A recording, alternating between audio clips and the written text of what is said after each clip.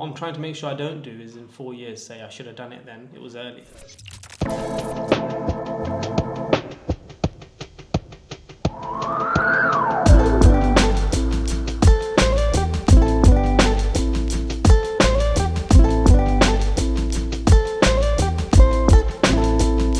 Yeah, I think a lot of what we're doing right now is like me breaking out of old habits. And I think it's a habit of mine to do everything myself and not delegate it out to other people.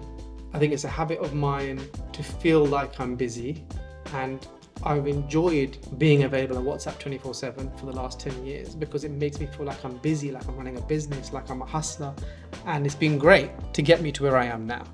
But now I'm in a place in my life where I actually want time and freedom and, you know, the ability to spend time with my kid and wife and enjoy life a bit more. I'm just designing the life that I want now by being clear on what I don't want.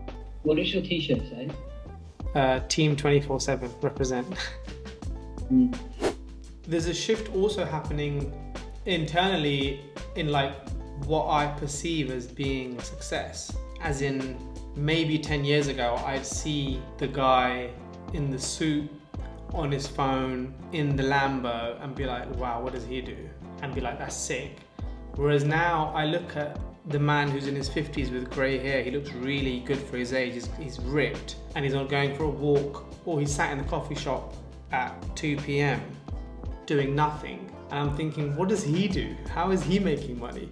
It's just like a different kind of wealth, which is time. They've got time. I'm going to see my friend Azam today in Business Bay. I say friend, and he is a friend, but I'd say he's also more of a older brother, mentor. I don't want to say uncle to offend him because he's probably the best, most young looking uncle that exists, but yeah, he's probably about 10, 15 years older than me. I won't give his age away. And he's, you know, got tons of experience, and he's really smart, super smart guy. And yeah, we've known each other probably 4 or 5 years, maybe more. I think I probably met him first in, I want to say 2016, maybe 15, when I had an office in Ladbroke Grove, and so did my friends Omar and Faisal, and I met him through Faisal. And since then we've kept in touch. And you know, he had a halal food business in the UK, he now has brought it back, and he's, you know, built and sold gym brands, started and exited probably the biggest garden tiling company in the UK. I'm not sure how much of this he's going to want me to share, but basically he's in his 40s, he's a dad, and he's Muslim, and he's just a sick guy really. And I've always kind of looked up to him as kind of where I'd love to be, you know, when I'm 40-ish.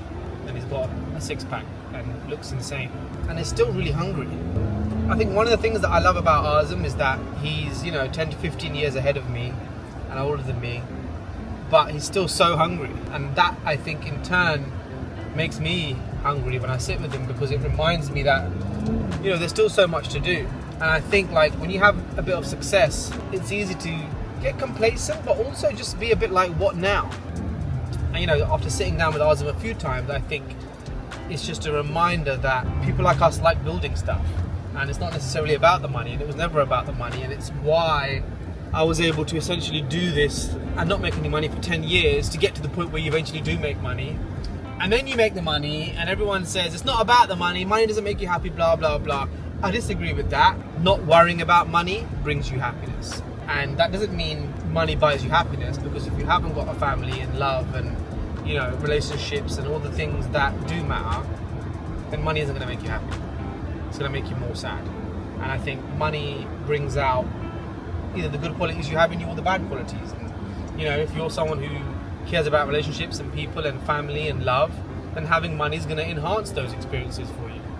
And if you're someone that hasn't found themselves yet or is a bit lost in life, then having money is going to make you, you know, going to bring those demons out and, you know, send you in a hole that you don't want to be in. So anyway, yeah, Azam's a great example of someone for me that, you know, has a family, has spent some great time with his kids, but has also built some amazing businesses and sold them, and is still hungry and is still building. And, you know, I'd like to think when my kids go to school, I can definitely double down and dig in and keep building stuff. And I imagine myself to be someone that's always building.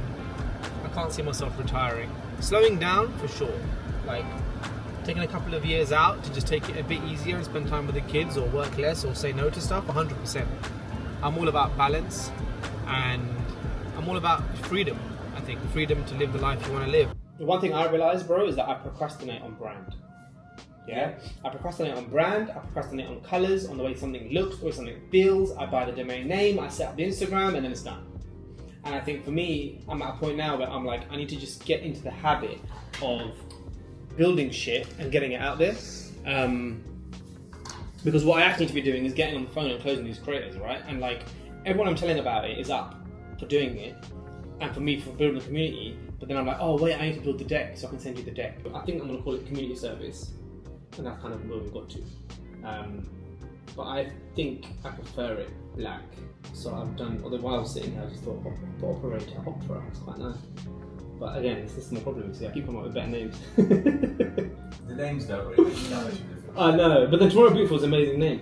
Yeah, Tomorrow Beautiful was just one of those, bro, where the people who, there's a lot of people who've come back and given that feedback, and the idea, bro, is, I'm a deep person, right? So the mission for Tomorrow is Beautiful goes way beyond. You know, even if you say today, tomorrow is beautiful, a lot of your stress, anxiety, you become more positive, you become more excited, you want to put the work in today to get to get better outcomes for tomorrow. It's about being contributors to a better tomorrow. That's our whole goal, right? When everything we do is about, every action we take is about that, inshallah, we leave the world. Even when Allah subhanahu wa ta'ala says, 3 things that are waiting for you. Sadaqah jariyah, the knowledge you share with people that benefits them, and your Allah. Allah is saying, make tomorrow beautiful. Right. Ensure that tomorrow is beautiful through these actions, right? The world will be a better place if you do these things. So, for me, that's what it's all about. Do we want to work with clients or whether we want to build our own products? It's neither here nor there, because that's what we do, right? So if this becomes the opportunity that, okay, we've got a SaaS opportunity, or we've come across some kid that wants to build a SaaS and wants to work with us, a lot of the deal flow that I've created over the years, bro, maybe all of it has come through the fact that I put myself online. Right. But what happens when Jordan Welch goes to the Brits or the Grammys and is on the red carpet and gets even more eyeballs on him? Yeah. There you go. Yeah. It's like, how can you set them up with, you know, PR,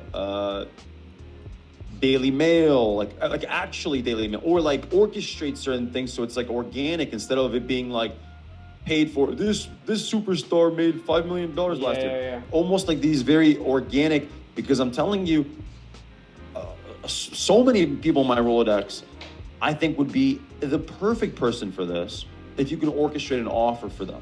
Yeah. Right? And what do I think that offer looks like? I don't know exactly. Yeah, leaving Business Bay at 7 is obviously not a good look.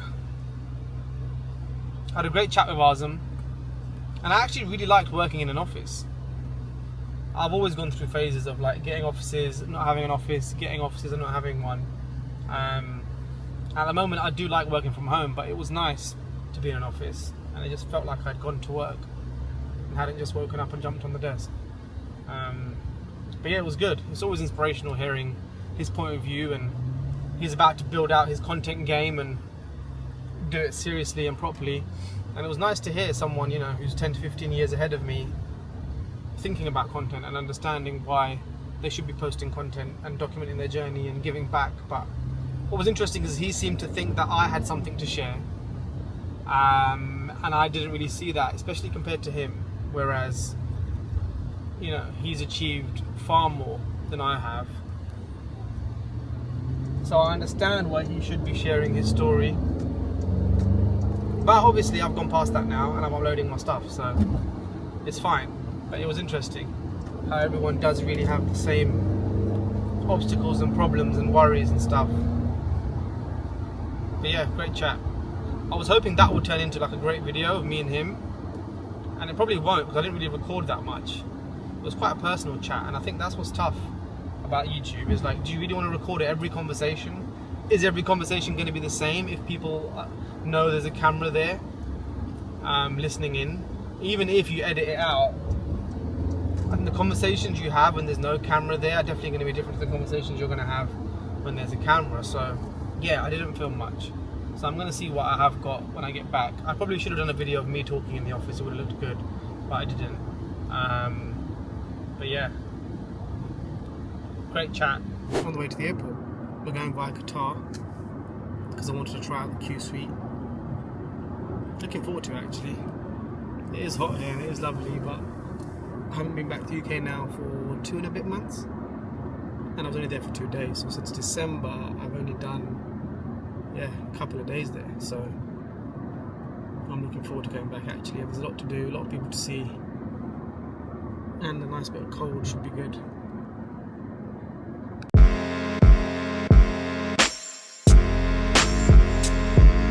Final call. This has only happened to me twice in my life. Once because I managed to get a Rolex at Heathrow. I couldn't say no. And now, because I ate too much in the lounge, I couldn't say no. So I guess the moral of the story is learn to say no. Don't go. Wait for me.